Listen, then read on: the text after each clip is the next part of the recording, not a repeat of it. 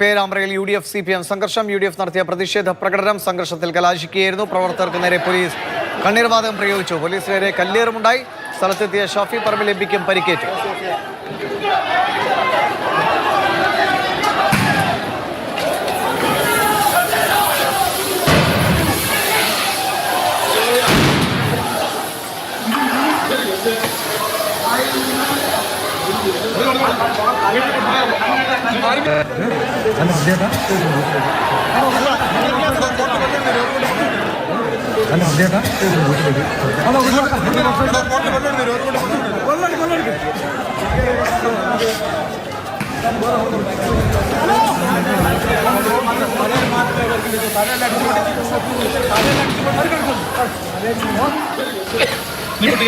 Rahul K V വിവരങ്ങളുമായിട്ട്. രാഹുൽ, രാവിലെയുമൊക്കെ ഒരു വല്ലാത്ത സംഘർഷാവസ്ഥയായിരുന്നു. ഈ വൈകിട്ട് രാത്രിയോടുകൂടി എങ്ങനെയാണ് മാർച്ച് വീണ്ടും സംഘർഷത്തിലേക്ക് എത്തിയത്? എംപിക്ക് എങ്ങനെയുണ്ട്?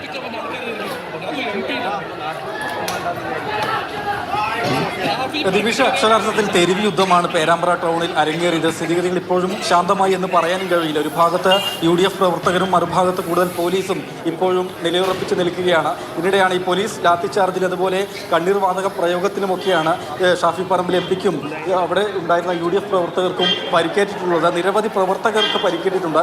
ഷാഫി പറമ്പിൽ MP മൂക്കിൽ നിന്നും ചോര ഒലിപ്പിച്ചാണ് ഈ പ്രതിഷേധത്തിനിടയിൽ നിന്ന് പിന്നീട് മാറിയിട്ടുള്ളത്. അതായത് ഇന്നലെ അവിടെയുള്ള കോളേജിൽ നടന്ന തെരഞ്ഞെടുപ്പ് ഫലപ്രഖ്യാപനം, ചെയർമാൻ സ്ഥാനാർത്ഥി UDFന്റെ ആഹ്ലാദ പ്രകടനം, ഇതൊക്കെയാണ് പിന്നീട് ഈ കാണുന്ന തെരുവ് യുദ്ധത്തിലേക്ക് കാര്യങ്ങൾ കൊണ്ടുചെന്നെത്തിച്ചത്. ഇന്ന് UDFന്റെ ഹർത്താലായിരുന്നു പേരാമ്പ്ര ടൗണിൽ. ഹർത്താൽ പൂർത്തിയായതോടുകൂടി വൈകിട്ട് UDF പ്രവർത്തകർ പ്രതിഷേധ പ്രകടനം നടത്തി.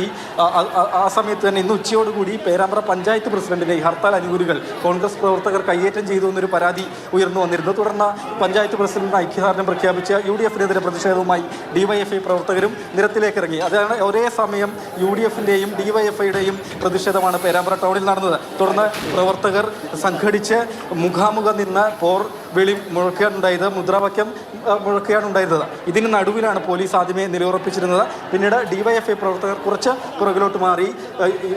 UDF പ്രവർത്തകരാകട്ടെ പ്രതിഷേധവുമായി മുന്നോട്ട് പോകും എന്ന ഒരു നിലപാട് സ്വീകരിക്കുകയും ചെയ്തു. പോലീസ് ആ സമയത്താണ് ലാത്തിചാർജ് ഉണ്ടായത്. ആ സമയത്താണ് ടിയർ ഗ്യാസ് പ്രയോഗവും ഉണ്ടായത്. പ്രതിഷേധ പ്രകടനം മുന്നോട്ട് കടത്തിവിടണം എന്നൊരാവശ്യവുമായാണ് ഷാഫി പറമ്പിൽ MP റോഡിൽ കുത്തിയിരുന്ന് പ്രതിഷേധിച്ചത്. ഈ പോലീസ് ലാത്തിചാർജിലാണ് MPക്കടക്കം അതുപോലെ നിരവധി UDF പ്രവർത്തകർക്ക് നിലവിൽ പരിക്കേറ്റിട്ടുള്ളത്. ഞാനിപ്പോൾ കോഴിക്കോട് സ്വകാര്യ ആശുപത്രിയിലാണ്. സമയത്തിനകം തന്നെ ഷാഫി പറമ്പിൽ MPയെ ചികിത്സയ്ക്ക് വേണ്ടി ആശുപത്രിയിലേക്ക് കൊണ്ടുവരും.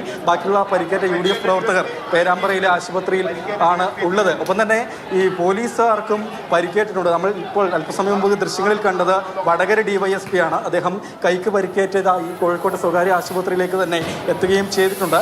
MP അതുപോലെ DCC പ്രസിഡന്റ് അടക്കം ഈ പ്രതിഷേധ പ്രകടനത്തിന് ഐക്യദാർഢ്യം